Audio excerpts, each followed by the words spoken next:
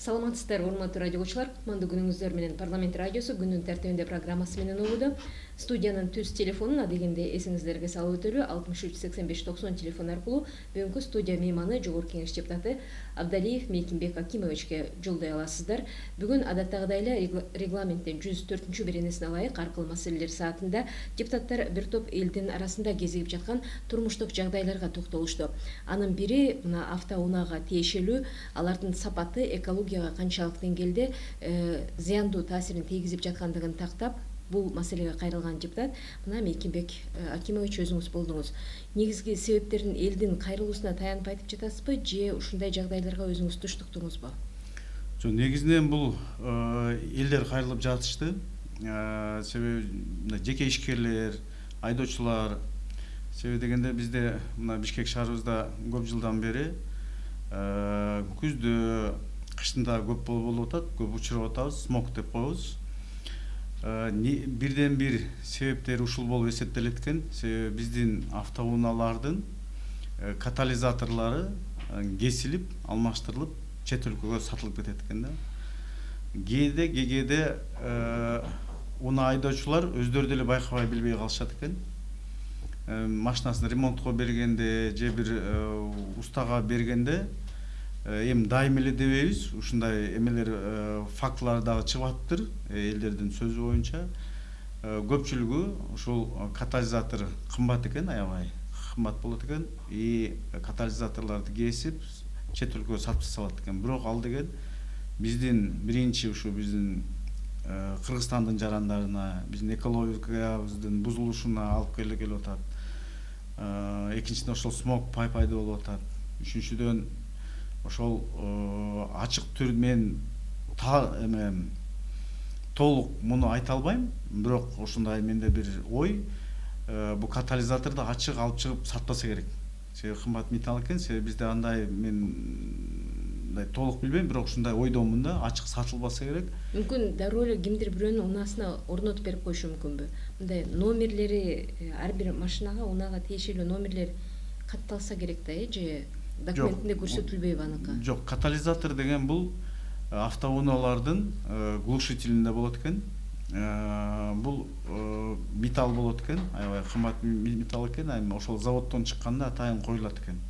Чтобы ушул жанагы унадан чыккан выбростор, түтүн, жанагы зыяндуу заттарды кармап кала турган чыпка сыяктуу мындай бир аябай кымбат металлдан турат экен. Аны деген ушу биздикилер кесип, аны эритип, топтоп, анан чет өлкөгө азыр сатып атышат да.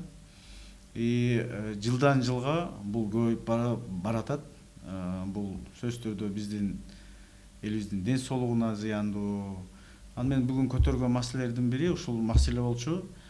Себеби мына азыр бизде техосмотр болуп жатат. Техосмотрдан машиналар өтүш керек. Ошол жерге биз милдеттендирсек, ушул маселесин, ушул катализатор барбы жокпу милдеттендирсек, анан экинчи жагынан биздин ушул таможня дейбизби, биздин бир ишканаларыбызды ушуну көзөмөлдөсө, ушул эгерде биз бөгөт койгон болсок, ушу катализаторлорду чет өлкөгө чыгып кетишине, сатылышына бөгөт койгон болсок, значит биз ушу Кыргызстандын ичинде биздин унаалардын ушу катализатору кесилип сатышына бир бөгөт койгон болот элек деген ойдомун. Бир гана ушул Кыргызстандан чыгып кетишин эмес, сырттан келип жаткан унаалардын дагы ушул техникалык бөлүгү барбы же жокпу, аны да текшерип кабыл алып, анан өткөрүш керек деген ойду кошумчалагыбыз келет да. Тупа-туура айттыңыз. Бизде менин билишимче, андай текшерүү болбойт. Себеби мисалы Япониядан аябай көп уна тетиктери келип атат, алар буу как запчасть катары келет, колдонулган. Бирок ошол унаалардын мисалы глушители келет, ошонун ичинде катализатор барбы жокпу, же болсо жаңы бизге кирип аткан автоунаалар Япониядан, Америкадан, Дубайдан, Прибалтикадан келген унаалар ушу катализатор барбы жокпу, менин билишимче ал жагы текшерилбейт. Сиз да аябай туура маани бердиңиз. Эгер ушул сиз дагы айткан сунушту эгер биз жөнгө сала турган болсок, биздин ички биздин экологиябызга, ошондой эле тышкы в целом биздин планетабыздын экологиясына бир чоң салым кошкон болот элек деген ойдомун мен. Мына коомчулукта деле күтүп жаткан жаңылык бул электромобилдер тууралуу болуп аткан. Биздин өлкө канчалык деңгээлде даяр экен? Мисалы энергетика тармагындагы проблема жаралбайбы? Кошумча биздин ушул кубаттандыруучу жайларыбыз канчалык ишке кирет деп турасыз? Адистерден сурап көрсөңүздөр болот да, бул жагын. Ооба, сурап көрсөк болот. Анан сиздин сөзүңүзгө кандай деңгээлде де тура болот. Мен Өнүгүү прогресс саясий партиясынан депутат болуп келдим. Мына жакында биздин партиябыз Бишкек шаардык кеңеште катышкан атат. Мурунку шайлоодо катышпады эле. Анан биз лидери менен сүйлөшүп, ушу электромобилдерди алып келип, лизингке биздин такси айдоочуларга берсек деген бир максат, планыбыз бар. Азыр пока план түрүндө, эми лидер менен азыр сүйлөшүп атабыз, чет өлкө менен сүйлөшүп атабыз, канчалык деңгээлде ишке ашат. Эгерде биз буну ишке ашырга турган болсок, бунун эң негизги биринчи пайдасы биздин экологиябызга, экинчи пайдасы бул биздин баанын түшүшүнө. Себеби азыр баардыгыңыздар көрүп атасыздар, мына ГСМ бензин аябай кымбат болуп атат.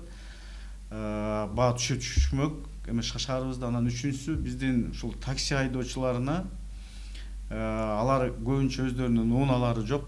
Алар деген арендага алышат, аябай кымбат. Биз сунуштап аткан бул эме эмес, подвыкуп эмес, же болбосо арендага эмес, биз лизингке ушундай берели деген ушундай лидерибиз менен азыр сүйлөшүүлөр жүрүшүп жатат. Эми Кудай буйруса ойлойм, ишке ашып калыш керек деп. Рахмат. Урматтуу радиочулар, сиздер мына ушул автоунаалардын экологияга тийгизген таасири тууралуу Жогорку Кеңеш депутаты Абдалиев Мейкимбек Акимовичтин пикири менен тааныштыңыздар. Сизге дагы бир жолу ыраазычылык билдиребиз. Биз менен бирге болуңуздар.